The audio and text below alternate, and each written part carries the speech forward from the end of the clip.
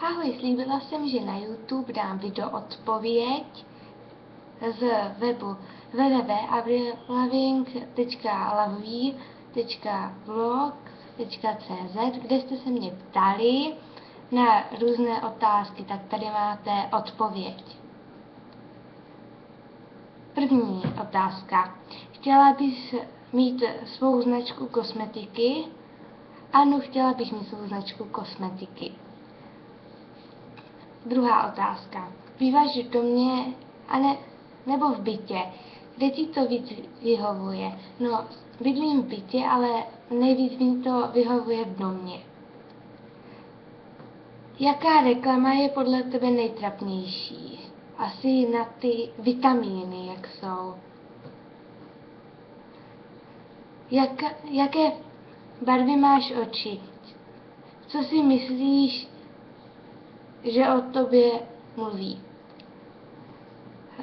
Barvu očí mám takovou zvláštní barevnou, zelenou, hnědou, žlutou, oranžovou, modrou.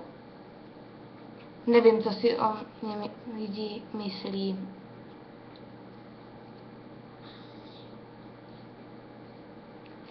Máš Facebook, čeho na něm nenávidíš a co mě vyhovuje? Ano, mám Facebook a co mě na něm vyhovuje, je asi to, že si tam můžu psát s přáteli, a co na něm nenávidím, že to asi nevím. Jaké barvy máš vlasy? Hnědé, jak vidíte. Můj oblíbený film je Twilight Saga, protože se mi prostě líbí. Jaké barvy mám pokoj? Dělíš se o ní s někým a líbí se ti? No, barvy mám pokoj bílo-fialové a dělím se o ní se svou sestrou. Máš nebo chceš mít zvíře? Nemám zvíře, ale chtěla bych mít rybičky. Líbí se ti víc Five Angels nebo Diamond Cats? Proč?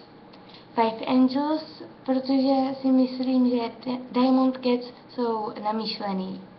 Líbí se ti blog nakey5angels.blog.cz? Proč? Ano. Líbí se mi, protože se mi to líbí a prostě se mi to líbí. A to je asi všechno, takže ahoj.